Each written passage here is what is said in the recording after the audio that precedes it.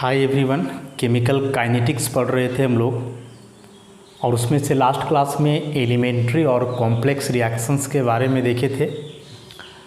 आज हम लोग पढ़ेंगे predicting the mechanism of reactions.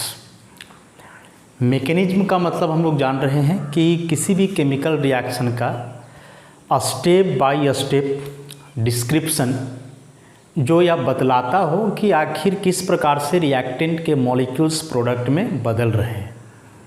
मैंने उस पूरे रिएक्शन का विवरण जिसको बोला जाए डिस्क्रिप्शन, स्टेप वाइज स्टेप, कैसे बॉन्ड टूटता है, कैसे नया बॉन्ड बनता है, किस प्रकार से रिएक्टेंट के मॉलिक्यूल प्रोडक्ट में बदलते हैं। तो इन सारी बातों का यदि डिटेल में जानकारी प्राप्त किया जाए तो वही उस रिएक्शन का मैकेनिज्म कहलाता है। मैकेनिज्म पता करने का कोई एक्सपेरिमेंटल तरीका नहीं है। किसी भी रिएक्शन के मैकेनिज्म को पता करने के लिए कोई एक्सपेरिमेंट नहीं किया जाता है, लेकिन हाँ, उस रिएक्शन के दरमियान जो बीच में रिएक्शन इंटरमीडिएट्स बनते हैं, उस इंटरमीडिएट को डिटेक्ट करने के लिए एक्सपेरिमेंटल तरीके हैं। उस आधार पर हम लोग पता करते हैं कि इस रिएक्शन के दरमियान क्या इंटरमीडिएट बन रहा है। तो जब हम लोग एलिमेंट्री और कॉम्प्लेक्स रिएक्शंस के बारे में पढ़े थे तो उस समय मैंने बतलाया था कि एलिमेंट्री रिएक्शंस जो सिंगल स्टेप में होते हैं, और यदि कोई रिएक्शन सिंगल स्टेप में हो रहा हो तो उसमें कोई इंटरमीडिएट नहीं बनता है, और जितने रिएक्टेंट के मॉलिक्यूल्स उसमें इन्वॉल्व्ड हैं सबों पे उसका रेट डिपेंड करता है, और यह सिंगल स्टेप रिएक्शन में केवल ट्रांजिशन स्टेट बनता है। उसके बाद फिर जो है कॉम्प्लेक्स रिएक्शंस में मैंने क्या बतलाया था कि कॉम्प्लेक्स रिएक्शन एक से अधिक स्टेप में होते हैं, चाहे वो 2 स्टेप्स में हो सकते हैं, 3 स्टेप्स में हो सकते हैं, 4 में हो सकते हैं, जो भी हो, और उस केस में इंटरमीडिएट भी बनता है, ट्रांजिशन स्टेट तो बनना ही है। अब जब कोई chemical reaction more than 1 step में हो, एक से ज़्यादा स्टेप में, तो उस केस में जो स्लोवेस्ट स्टेप होता है, जो सबसे स्लो होता है, वही उस रिएक्शन का रेट डिटरमाइनिंग स्टेप होता है। मतलब उसी स्टेप से पता किया जाता है कि इस रिएक्शन का रेट कौन से स्पीसीज पे डिपेंड करेगा। उस स्लो स्टेप में रिएक्टेंट के जो स्पीसीज इन्वॉल्व्ड हैं वही केमिकल स्पीसीज पे उस रिएक्शन का रेट डिपेंड करेगा। उसके अलावा कोई फास्ट स्टेप है, मॉडरेट स्टेप वगैरह है, तो वे सारे स्टेप्स में जो स्पीसीज इन्वॉल्व होते हैं उस पर उस केमिकल रिएक्शन का रेट डिपेंड नहीं करता है। इन शॉर्ट हम लोग याद रखेंगे कि slowest step is the rate determining step of a chemical reaction. अब यहाँ आखिर बात आता है कि स्लोएस्ट स्टेप को हम लोग रेट डिटरमाइनिंग स्टेप क्यों बोलेंगे। तो देखो, कोई भी रिएक्शन एक से अधिक स्टेप में हो रहा है तो बताए कि जो सबसे स्लोएस्ट स्टेप होगा, तो स्टेप कौन सा स्लो या फास्ट होता है ये तो एक्सपेरिमेंटली होता है। एक्सपेरिमेंट के आधार पे हम लोग पता करते हैं कि कौन सा स्टेप स्लो है और कौन सा स्टेप जो है फास्ट है। अब उस स्लो स्टेप पे कैसे डिपेंड करता है उसका रेट, इसको ज़रा समझोगे तो ये थोड़ा सा लॉजिकल है। स्लो स्टेप पे रेट कैसे डिपेंड करता है ये थोड़ा सा क्या है, लॉजिकल है। कैसे लॉजिकल है समझोगे। जैसे मान लो कि एक ग्राउंड है, उस ग्राउंड में 10,000 लोग हैं ग्राउंड के अंदर, और उस ग्राउंड से निकलने के लिए एक ही गेट है, और वह जो गेट है उस गेट से एक बार में मैक्सिमम 5 लोग ही निकल सकते हैं। क्या बोला मैंने कि एक ग्राउंड है, उस ग्राउंड में 10,000 लोग हैं, उस ग्राउंड से निकलने के लिए एक ही गेट है, और उस गेट से मैक्सिमम एक बार में कितने लोग निकलेंगे, 5 लोग। अब जैसे मान लो कि ग्राउंड में 10,000 लोग हैं तो 10,000 लोग एक बार दौड़े गेट की तरफ, तो क्या 10,000 लोग एक बार में निकलेंगे? नहीं, एक बार में मैक्सिमम कितना निकलेंगे, 5 ही निकलेंगे। तो दौड़ रहे हैं 10,000, लेकिन निकल कितने रहे हैं, तो मैक्सिमम 5, जो गेट का कैपेसिटी है। तो 10,000 मतलब बहुत ज़्यादा लोग आ रहे थे, लेकिन निकले एकदम मिनिमम 5, जितना निकल सकता था उस गेट से। तो जो लोगों के निकलने का रेट है तो हम लोग उस 5 लोग के आधार पे तय करेंगे, ना कि 10,000 लोगों के आधार पे। समझ रहे हो, लॉजिकल है। उसी प्रकार से मान लो कि कोई पाइप है, ठीक, इस तरह का कोई पाइप है, मान लो ऐसा कोनिकल पाइप है, इस तरह का कोनिकल पाइप है, दोनों तरफ होल रहेगा इसमें, ऐसा मान लो कोई कोनिकल पाइप है, ठीक। इस तरफ से हम लोग पानी जो है फ्लो करवा रहे हैं इस साइड से। तो अभी देख रहे हो इधर जो इसका एरिया है ये तो बहुत बड़ा है, तो इतना के बराबर पानी तुम इधर से सप्लाई कर सकते हो। लेकिन जितना पानी तुम इधर से सप्लाई करोगे क्या उतना ही वाटर इधर से भी निकलेगा? नहीं, इधर से तो उतना ही निकलेगा ना जिधर इतना होल है, जो एरिया है इसका। तो इधर से हम लोग बहुत ज़्यादा वाटर भी फ्लो करवा रहे हैं तो मैटर नहीं करता, मैटर करता है कि इधर से कितना निकल रहा है। मतलब ये लार्ज एरिया था, ये कहाँ बता रहा है कि कितना पानी फ्लो करेगा? ये तो जो स्मॉल एरिया है वो ना बता रहा है। तो बताए कि जो स्मॉलेस्ट या स्लोवेस्ट होता है उसको हम लोग रेट डिटरमाइनिंग मानते हैं। वो लॉजिकल है ऐसे कि इधर से पानी बहुत तेज़ी से जा रहा है क्योंकि ज़्यादा एरिया है, लेकिन इधर से तो धीरे धीरे निकलेगा क्योंकि एरिया कम है। तो इधर से जो वाटर निकल रहा है उस आधार पे हम लोग तय करेंगे ना कि वाटर का फ्लो करने का रेट इससे क्या है, इस स्लोवेस्ट स्टेप के आधार पे हम लोग पता करेंगे। तो ये लॉजिकल है, इसका कोई बड़ा एक्सप्लेनेशन नहीं है। इसको समझना पड़ता है कि किसी भी रिएक्शन में एक से ज़्यादा स्टेप्स इन्वॉल्व्ड हैं तो जो स्लोवेस्ट स्टेप होता है वही रेट डिटरमाइनिंग स्टेप होता है। और जब तुम उस रिएक्शन का मैकेनिज्म लिखोगे तो स्लोवेस्ट स्टेप में जो स्पीसीज इन्वॉल्व्ड हैं, जाहिर सी बात है कि वही स्पीसीज पे रेट डिपेंड करेगा उस केमिकल रिएक्शन का। तो होगा क्या कि कोई केमिकल रिएक्शन है, उसका रेट लॉ दिया हुआ है और उस रेट लॉ के आधार पे हम लोग जो है ना रिएक्शन का क्या लिखते हैं, मैकेनिज्म। कुछ एग्जांपल्स हम लोग देखते हैं, जैसे मान लो कि फर्स्ट ऑर्डर रिएक्शन के लिए मैकेनिज्म लिखना हो, फर्स्ट ऑर्डर रिएक्शन के लिए मैकेनिज्म लिखना हो तो फर्स्ट ऑर्डर रिएक्शन का कुछ एग्जांपल्स लेकर के हम लोग चलते हैं। इसमें से एक एग्जांपल है, मान लो कि नाइट्रोजन पेंटाऑक्साइड 2N2O5 का डिकम्पोजिशन, कि नाइट्रोजन पेंटाऑक्साइड जब डिकम्पोज करता है तो बनाता है 4NO2 प्लस O2। यह रिएक्शन है। अब इस रिएक्शन का एक्सपेरिमेंटल जो रेट पता किया गया, रेट लॉ, तो होता है K into concentration of N2O5 का पावर 1। यहाँ रिएक्शन जो है, मतलब जो इक्वेशन लिखे हैं इस रिएक्शन के लिए, उस इक्वेशन में देखोगे तो जो नाइट्रोजन पेंटाऑक्साइड रिएक्टेंट है N2O5, इस N2O5 का यहाँ 2 मोल इन्वॉल्व है। जब इसका हम लोग रेट इक्वेशन लिखे, जो कि एक्सपेरिमेंटल है, ये रेट हम लोग एक्सपेरिमेंटली पता करते हैं, तो ये रेट हम लोग देख रहे हैं कि N2O5 का एक ही मॉलिक्यूल पे डिपेंड कर रहा है। पावर तो यहाँ एक है, बताए थे कि रेट लॉ के अनुसार जो पावर आता है कोई ज़रूरी नहीं कि कोएफिशिएंट के बराबर हो। तो चूंकि इक्वेशन में N2O5 के 2 मॉलिक्यूल्स हैं, लेकिन जो रेट है उसमें दिखा रहा है कि इसका रेट N2O5 का एक मॉलिक्यूल पे ही डिपेंड कर रहा है।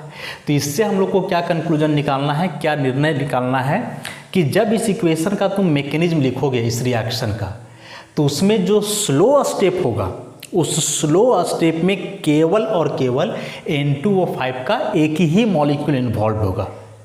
है यहाँ 2 मॉलिक्यूल, तो ओवरऑल मैकेनिज्म में तुमको 2 मॉलिक्यूल तो दिखाना ही होगा, लेकिन चूंकि रेट केवल एक मॉलिक्यूल पे डिपेंड कर रहा है तो उस केस में जो स्लो स्टेप है उसमें N2O5 का एक ही मॉलिक्यूल होना चाहिए। तो उस आधार पे अब हम लोग इसका मैकेनिज्म लिखेंगे, इसका मैकेनिज्म।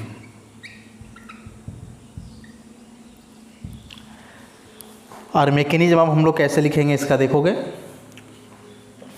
सबसे पहले पहला स्टेप कि N2O5 का एक ही मोल लेना है क्योंकि रेट इसका एक पे डिपेंड कर रहा है, और जब एक मोल लिए हो तो जाहिर सी बात है कि यह स्लो स्टेप होगा।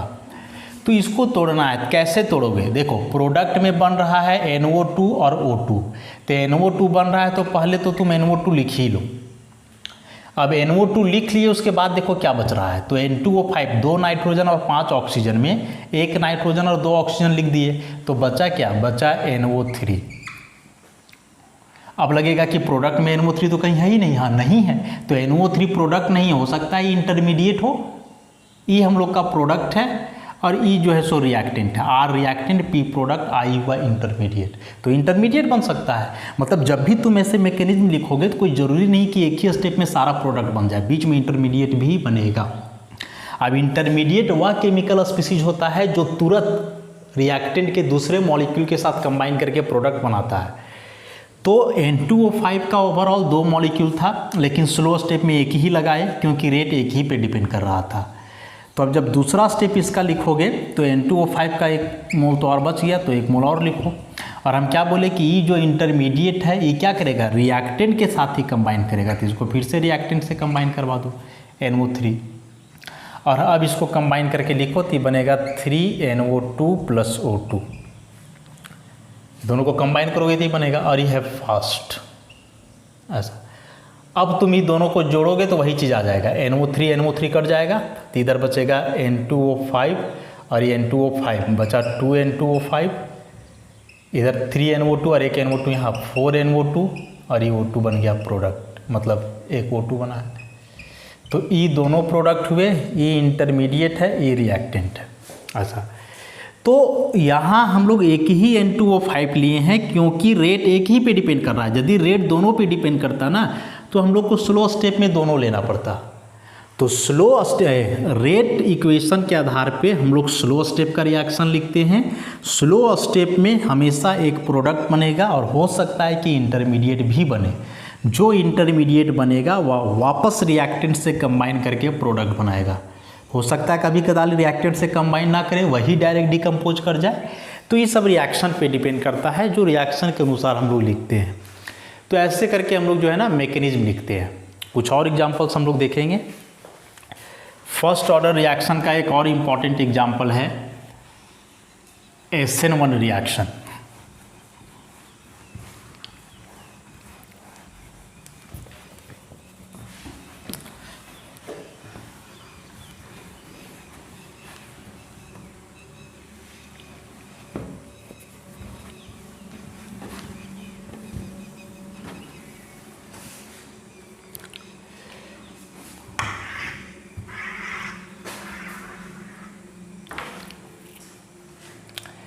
SN1 रिएक्शन, दूसरा एग्जाम्पल फर्स्ट ऑर्डर का।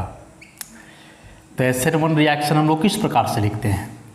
कोई टर्शियरी अल्काइल हैलाइड लेते हैं, ठीक, Cl, इसमें कोई बेस लेते हैं जैसे OH- और ये प्रोडक्ट बन जाता है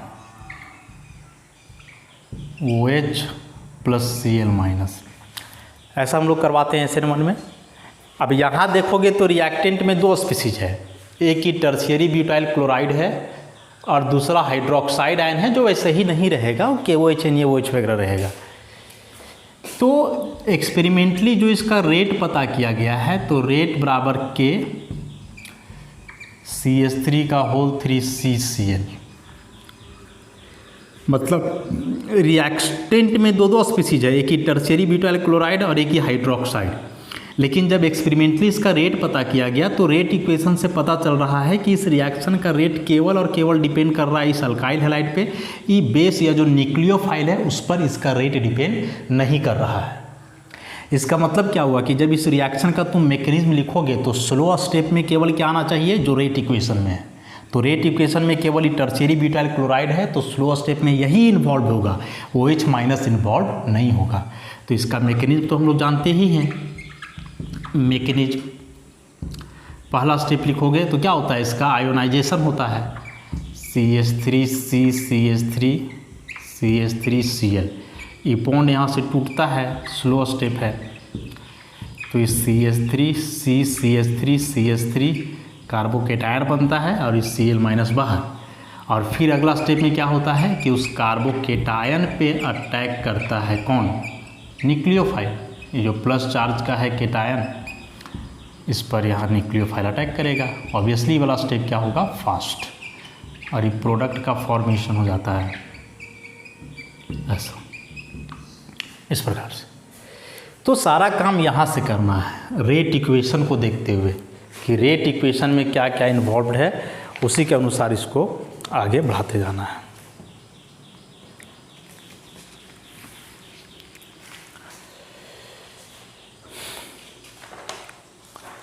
एक बात और कि इस पूरे रिएक्शन के लिए यह एक कॉम्प्लेक्स रिएक्शन है, क्योंकि इसमें एक से ज़्यादा स्टेप है।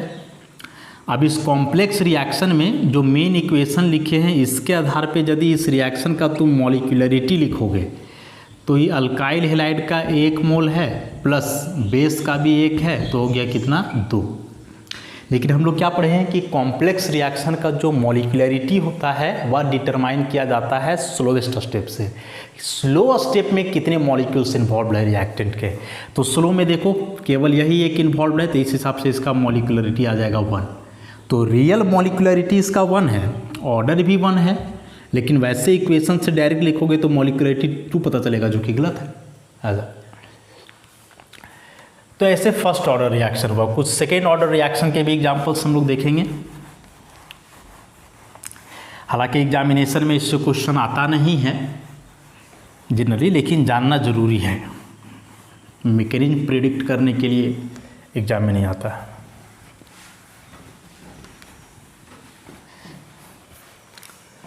तो अब हम लोग सेकेंड ऑर्डर के लिए लिखें। सेकेंड ऑर्डर रिएक्शन का कुछ एग्जाम्पल लेकर के चलते हैं हम लोग। जैसे पहला एग्जाम्पल है इसमें NO2 और F2 का कॉम्बिनेशन, 2NO2 प्लस F2, तो ये मिल करके बन गया 2NO2F। और इस रिएक्शन का जब रेट लिखोगे तो रेट बराबर K into concentration of NO2 और कंसनट्रेशन ऑफ F2। तो इसका पावर 1, इसका 1, जब ऑर्डर निकालोगे तो 1 + 1 कितना हो गया 2। तो अभी यदि तुम देखोगे तो इक्वेशन में क्या दिख रहा है कि NO2 का 2 मोल फ्लोरीन का 1 मोल से कंबाइन करके प्रोडक्ट का 2 मोल बना। लेकिन जो इसका एक्सपेरिमेंटल रेट पता किया गया तो रेट में साफ दिखाई दे रहा है कि NO2 का 2 नहीं बल्कि 1 ही मोल इन्वॉल्व है, और फ्लोरीन तो 1 है ही, तो उस पर भी रेट डिपेंड कर रहा है। इसका मतलब कि अब जब इस रिएक्शन का हम लोग मैकेनिज्म लिखेंगे तो इस मैकेनिज्म में क्या होगा कि NO2 के 1 ही मोल पे इसका रेट डिपेंड करेगा, या फिर मतलब जो मैकेनिज्म लिखेंगे तो उसके स्लोवेस्ट स्टेप, जो स्लो स्टेप होगा उसमें NO2 का 1 मोल इन्वॉल्व होगा और फ्लोरीन का भी इन्वॉल्व होना है, क्योंकि रेट दोनों पे डिपेंड कर रहा है। तो चलो इसका मैकेनिज्म लिखते हैं। पहला स्टेप, स्लो स्टेप को हम लोग लिखते हैं पहले। तो यहाँ स्लोवेस्ट स्टेप में यहाँ देख लोगे कि रेट में जो है रेट इक्वेशन में उसी को यहाँ लिख दो बस। तो यहाँ है NO2 प्लस F2, ऐसे बनाओगे क्या, तो हम क्या बोले कि एक प्रोडक्ट तुमको बनाना ही है यहाँ। तो NO2F प्रोडक्ट बन रहा है तो NO2F लिख दो। अब मिला करके देखो NO2 का NO2 है और F2 के जगह F है, मतलब एक फ्लोरीन बच गया, तो जो फ्लोरीन बच गया उसको अब इधर लिख दो। क्या बोले कि ये फ्लोरीन कोई प्रोडक्ट नहीं है बल्कि क्या होगा, रिएक्शन इंटरमीडिएट, ये प्रोडक्ट, ये दोनों रिएक्टेंट। ऑब्वियसली यह स्लो स्टेप होगा।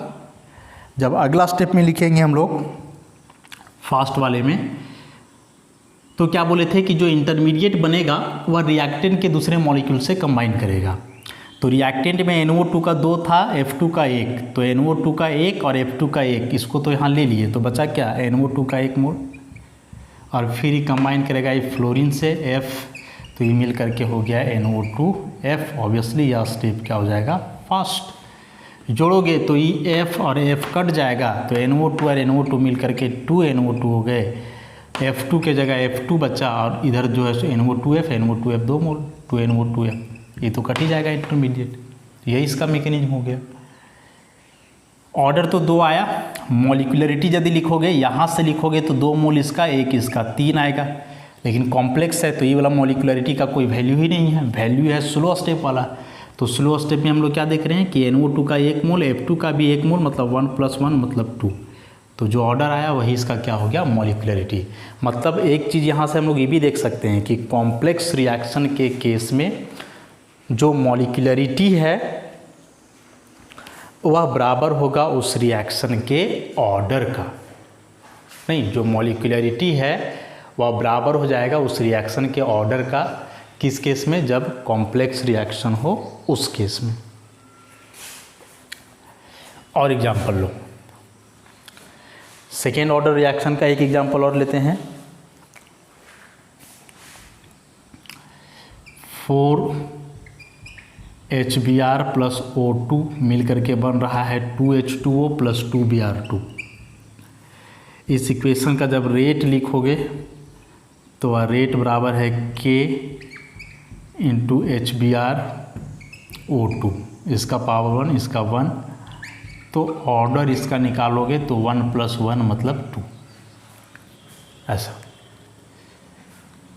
एग्जाम में क्वेश्चन आएगा तो इक्वेशन लिखा हुआ रहेगा और रेट इक्वेशन लिखा हुआ रहेगा, बोलेगा इसका मैकेनिज्म लिखो।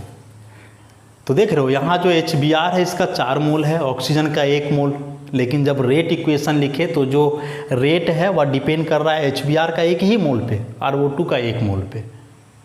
तो इसका मतलब क्या हुआ कि जब रिएक्शन का मैकेनिज्म लिखोगे तो जो स्लो स्टेप है उस स्लो स्टेप में HBr का कितना मोल इन्वॉल्व होने वाला है, 1। तो उसी 1 मोल को कंबाइन करके जो है हम लोग को रिएक्शन लिखना है। तो लिखो स्टेप 1 में क्या करेंगे, स्टेप 1 के लिए कुछ नहीं करना है, जो यहाँ रेट इक्वेशन में है उसी को लिख दो। तो उसी को लिख दो तो HBr प्लस O2 मिल करके क्या बनाना है, प्रोडक्ट बनाना है। अब प्रोडक्ट में देखो तुम यहाँ H2O बन रहा है और Br2 बन रहा है। अभी दोनों को किसी भी प्रकार से H2O और Br2 बनाना पॉसिबल है क्या? H2O बनाओगे तो 2 हाइड्रोजन चाहिए जो कि है ही नहीं, Br2 बनाओगे तो 2 ब्रोमीन चाहिए, वो भी नहीं है। तो यहाँ कोई प्रोडक्ट नहीं बनेगा इस केस में, तो इंटरमीडिएट बनेगा। सिंपली इसको कंबाइन कर दो HOOBr, यही प्रोडक्ट बनेगा। हाइड्रोजन 2 ऑक्सीजन Br, मतलब ये इंटरमीडिएट है, ये रिएक्टेंट है और स्लो स्टेप होगा, ये दोनों को इन्वॉल्व किए हैं। अब अगला स्टेप में क्या होगा, चूँकि HBr का 4 मोल लिए हैं, 1 का इस्तेमाल किए तो 1 मॉलिक्यूल और ले लो HBr प्लस इसको HOOBr और फिर इसको कंबाइन करके बना दो 2HOBr, फास्ट होगा। अभी भी कोई प्रोडक्ट नहीं बना है, this one is also intermediate. बताए 1 से ज़्यादा इंटरमीडिएट बन सकते हैं रिएक्शन में, तो यहाँ 2 इंटरमीडिएट बन गया, एक HOOBr और दूसरा बन गया HOBr। 1 से ज़्यादा इंटरमीडिएट बन सकते हैं ऐसे रिएक्शन में। अब फिर अगला स्टेप में हम लोग क्या करेंगे कि ये जो इंटरमीडिएट बना है HOBr, इसको कंबाइन करवाएंगे HBr से। तो HBr का हम लोग लिए थे 4 मोल शुरू में, तो 4 में से 1 यहाँ यूज हो गया, 1 यहाँ, तो बच कितना रहा है, 2 बच रहा है। तो 2 बच रहा है तो या तो दोनों के साथ डायरेक्ट कंबाइन कर दो और ये वाला भी 2 ले लो, तो प्रोडक्ट यहाँ से बन जाएगा 2H2O प्लस 2Br2 और ये वाला स्टेप भी होगा फास्ट। स्लो स्टेप वही होगा जिसमें रेट इक्वेशन वाले स्पीशीज इन्वॉल्व होंगे। पूरे को जोड़ दो, तो जोड़ोगे तो ये HOBr कट जाएगा, 2HOBr कट जाएगा, तो HBr 2HBr, टोटल 4 HBr बना, साथ में 1 ऑक्सीजन है तो प्लस O2 बना। इधर क्या हुआ तो 2H2O हुआ प्लस 2Br2। तो देख रहे हो यहाँ प्रोडक्ट एकदम लास्ट वाला स्टेप में बना, किसी किसी में फर्स्ट स्टेप में ही बन जाता था। यहाँ से यदि इसका मॉलिक्यूलरिटी लिखोगे तो 4 और 1 इसका 5 है, तो 5 मॉलिक्यूलरिटी आएगा। लेकिन स्लो स्टेप में 2 ही मोल है, 1 HBr का 1 O2 का, तो मॉलिक्यूलरिटी 2 आएगा और यही 2 इसका रियल मॉलिक्यूलरिटी है। अब एक कन्फ्यूजन यहाँ क्या होने वाला है हम लोगों को कि हम लोग ये जानेंगे कैसे कि किसमें 2 स्टेप होगा, किसमें 3 स्टेप होगा। तो इसका कोई तरीका नहीं है। यदि स्लो स्टेप में ही एक प्रोडक्ट बन जा रहा है तो उसमें जनरली 2 ही स्टेप्स होते हैं, लेकिन यदि स्लो स्टेप में प्रोडक्ट नहीं मिल रहा है हम लोगों को तो फिर उसमें 2 से ज़्यादा स्टेप्स हो सकते हैं। 3, 4 कितने होंगे ये बताना पॉसिबल नहीं है, वो रिएक्शन लिख करके तुमको इंटरमीडिएट बनाते हुए पता करना पड़ेगा वैसा। तो यहाँ हम लोग देखें कि स्लो स्टेप में प्रोडक्ट तो बन ही नहीं रहा था, इसका मतलब इसमें 2 से ज़्यादा स्टेप्स होंगे। टोटल 3 स्टेप्स लग रहे हैं, मतलब इसमें ट्रांजिशन स्टेट्स 3 बनेंगे और ट्रांजिशन स्टेट से 1 कम या फिर नंबर ऑफ स्टेप से 1 कम क्या बनता था, इंटरमीडिएट। तो इंटरमीडिएट यहाँ 2 टाइप का बना है, HOOBr और HOBr ऐसे। तो इस प्रकार से इस रिएक्शन का ही मैकेनिज्म हो गया। सेकेंड ऑर्डर का एक और इम्पॉर्टेंट एग्जाम्पल है, कौन सा, SN2 रिएक्शन। उस SN2 रिएक्शन को भी हम लोग पढ़े हैं काफ़ी डिटेल में।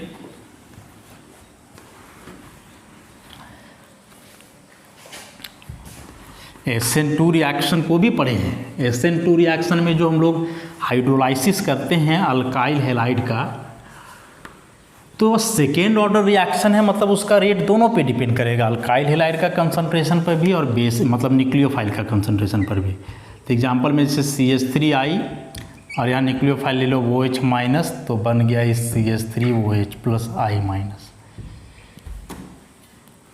अब जो एक्सपेरिमेंटली इसका रेट पता किया गया है, तो बोल रहा है कि रेट डिपेंड करता है दोनों पे, CH3I पर भी और इस न्यूक्लियोफाइल पर भी, दोनों का पावर 1 रहेगा, तो ऑर्डर निकालोगे तो आ जाएगा 1+1।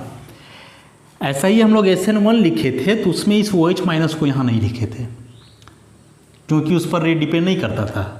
यहाँ दोनों है, इसका मतलब जब मतलब इसका मैकेनिज्म लिखोगे तो उस मैकेनिज्म का स्लो स्टेप में ही दोनों आना चाहिए। अब तुम इक्वेशन में देख रहे हो कि इसका 1 मोल है, इसका भी 1 मोल है, और रेट इक्वेशन में भी दोनों का एक ही मोल इन्वॉल्व है।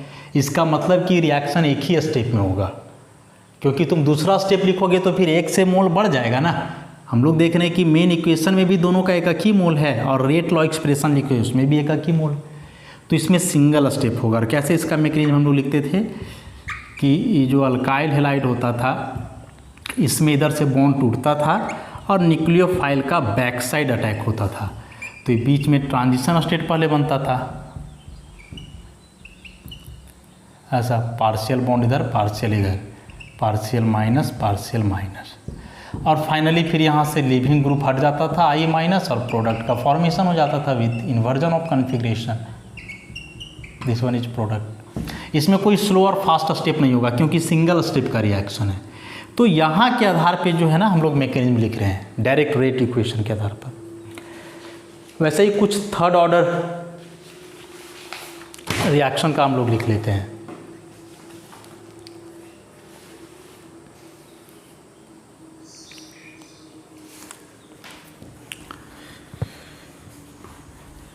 थर्ड ऑर्डर रिएक्शन है, इसका मतलब कि ऐसे रिएक्शन का रेट 3 कंसंट्रेशन टर्म्स पे डिपेंड करेगा। वह तीनों कंसंट्रेशन टर्म्स सिंगल रिएक्टेंट का हो सकता है, या फिर जो अलग अलग रिएक्टेंट लिए हो सबका मिला करके हो सकता है। तो नेक्स्ट हम लोग का थर्ड ऑर्डर रिएक्शन होगा, और थर्ड ऑर्डर रिएक्शन का एक एग्जाम्पल है हाइड्रोजन ब्रोमाइड का ऑक्सीडेशन हाइड्रोजन परऑक्साइड से। H2O2 2H plus 2Br minus मिल करके बनाएंगे 2H2O प्लस Br2। ऐसा एक रिएक्शन है हाइड्रोजन परऑक्साइड के मदद से HBr का ऑक्सीडेशन। इसमें HBr को अलग अलग दिखाया गया है, H+ अलग और Br माइनस अलग। अब जब इसका रेट पता किया गया एक्सपेरिमेंटली, तो रेट में आया K H2O2 का 1 मोल, H+ का 1 मोल, Br माइनस का 1 मोल। तो इसका पावर 1 1 1, तो जोड़ोगे सबका पावर तो 1 + 1 + 1 कितना आ गया 3 आ गया। थर्ड ऑर्डर रिएक्शन हुआ। तो मेन इक्वेशन में देख रहे हैं हम लोग कि H2O2 का 1 मोल, H+ का 2 मोल, Br माइनस का 2 मोल, तो 2 2 4 और 1 टोटल 5 मोल, तो मॉलिक्यूलरिटी 5 होना चाहिए। लेकिन जब रेट लिख रहे हैं तो रेट में हम लोग देख रहे हैं कि सबका एकक है, तो उस हिसाब से मॉलिक्यूलरिटी भी इसका 3 होगा। तो हम क्या बताएं कि कॉम्प्लेक्स रिएक्शन में हमेशा order of reaction is always equal to its molecularity. अब जब तुम इसका मैकेनिज्म लिखोगे तो मैकेनिज्म में हम क्या बोले कि यहाँ देखो रेट इक्वेशन में जो जो स्पीसीज इन्वॉल्व है उसको स्लो स्टेप में लिख डालो। तो यहाँ इन्वॉल्व है H2O2 plus H+ plus Br minus, और इस सब मिल करके बनाएगा प्रोडक्ट। तो सब मिला करके देखो प्रोडक्ट बनने का पॉसिबिलिटी है क्या, प्रोडक्ट बनने का पॉसिबिलिटी है। सब मिला करके भी यदि हम लोग लिखे तो एक प्रोडक्ट तो बन ही सकता है। H2O का फॉर्मेशन यहाँ हो सकता है, तो पहले H2O बना दो। तो H2O बनाने के बाद अब बच क्या रहा है, जैसे H2O2 में H2O हो गया, तो यहाँ बचा वो HBr, तो इसको ऐसे लिख दो HOBr। तो ये हम लोग का हुआ प्रोडक्ट, ये हो गया इंटरमीडिएट, ये हुए रिएक्टेंट। अब हम क्या बताए थे कि यदि सिंगल स्टेप में, मतलब फर्स्ट स्टेप में ही एक आध प्रोडक्ट बन जाए तो वह रिएक्शन फिर 2 ही स्टेप में होगा। तो अब जो यहाँ HOBr बना है इंटरमीडिएट, इसको कंबाइन करवा दो बाकी रिएक्टेंट के साथ, तो बचा हुआ रिएक्टेंट क्या क्या बच रहा है अब, तो H2O2 तो ले ही लिए, 2H+ में 1 ले लिए, 2Br में 1, तो अब यहाँ बचा हम लोगों का 1H+ और 1 Br-, तो दोनों को मिला करके अब देखो बन रहा है कि नहीं, तो बन जाएगा H और OH मिला करके H2O और ये Br और ये Br मिला करके Br2, और ये हो गया फर्स्ट स्टेप। तो यहाँ भी ये सभी रिएक्टेंट हुए, ये इंटरमीडिएट और ये प्रोडक्ट। अब जोड़ दो, तो जोड़ोगे तो क्या हो जाएगा, HOBr कट जाएगा, बाकी इधर जो बचा H2O2, 1H+, टोटल 2H+ हुए, Br- टोटल 2Br-, इधर H2O और H2O 2H2O प्लस Br2, ऐसा। तो बार बार प्रैक्टिस करोगे तो आइडिया लग जाएगा। आइडिया क्या यहाँ लगा, इक्वेशन क्या दिया हुआ है कोई मतलब नहीं, रेट इक्वेशन देखेंगे। रेट इक्वेशन में जो जो स्पीसीज इन्वॉल्व है वो सारे स्पीसीज को पहला स्टेप में लिख दो, जो कि स्लो स्टेप होने वाला है, क्योंकि रेट इसी पे डिपेंड कर रहा है। अब ये सब कंबाइन करके देखो कि जो प्रोडक्ट बन रहा है उसमें से कोई प्रोडक्ट बनना पॉसिबल है कि नहीं। यदि इसमें से कोई भी एक प्रोडक्ट बन जाता है तो उसको लिख दो, और बाकी जो बचा उसको इंटरमीडिएट बना दो। अब चूंकि स्लो स्टेप में ही एक प्रोडक्ट बन जा रहा है, मतलब यह रिएक्शन 2 ही स्टेप में होने वाला है, तो फिर दूसरा स्टेप कैसे लिखेंगे, तो दूसरा स्टेप में इंटरमीडिएट और जो बचे हुए रिएक्टेंट्स है उसको कंबाइन करके हम लोग मेन प्रोडक्ट बना देंगे, लास्ट में काट छाट दो, हो गया। लेकिन यदि स्लो स्टेप में यहाँ एक भी प्रोडक्ट नहीं बन रहा है, इसका मतलब वह रिएक्शन 2 से ज़्यादा स्टेप में जाने वाला है, और उसमें थोड़ा फिर मुश्किल होता है, क्या क्या इंटरमीडिएट बनाओगे वो थोड़ा सोचना पड़ेगा उसमें, तब जा करके प्रोडक्ट बनेगा। तो जनरली 2 या 3 स्टेप्स में रिएक्शन हो ही जाते हैं जनरली, कोई ज़रूरी नहीं कि सारे रिएक्शंस वैसे ही हो। तो इस प्रकार से हम लोग मैकेनिज्म लिखते हैं। एग्जामिनेशन पॉइंट ऑफ व्यू से तो इम्पॉर्टेंट नहीं है, लेकिन हाँ ऐसे दे सकता है कि ये दे देगा रिएक्शन और रेट, और बोलेगा कि इस रिएक्शन के लिए स्लोवेस्ट स्टेप हो सकता है, और 4 स्टेप दिखा देगा। तो वहाँ तुमको सोचना पड़ेगा कि स्लोवेस्ट स्टेप लिखा हुआ उसका मतलब कि उसमें रेट में जो जो इन्वॉल्व है रेट इक्वेशन में, वे सारे स्पीसीज होने चाहिए तब, और उसके हिसाब से इसको फिर अपना बनाओगे या टिक कर लोगे, ऑप्शनल रहेगा। तो ऐसे हम लोग मैकेनिज्म प्रिडिक्ट करते हैं किसी भी रिएक्शन का।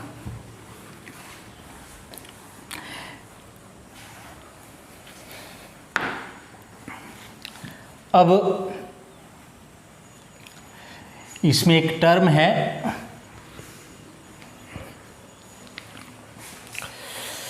Pseudo unimolecular reaction.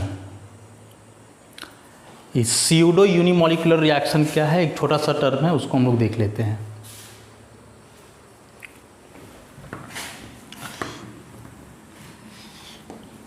या फिर वीडियो लंबा हो गया काफ़ी, तो उसको हम लोग नेक्स्ट क्लास में देखेंगे। तो आज का इस क्लास में हम लोग मैकेनिज्म के बारे में जो है पढ़े कि कैसे किसी रिएक्शन का मैकेनिज्म प्रिडिक्ट करते हैं। आसान तो नहीं है, लेकिन कंसेप्ट को समझना है। क्वेश्चंस एग्जाम में ऑब्जेक्टिव बना करके पूछ सकते हैं, तो थोड़ा इसको रिपीट करके देखोगे और नोट्स को पढ़ोगे तो अच्छे से समझ में आ जाएगा। बाकी जो पोर्शन बच गया इस चैप्टर का, उसको आगे का लेक्चर में देखेंगे। धन्यवाद।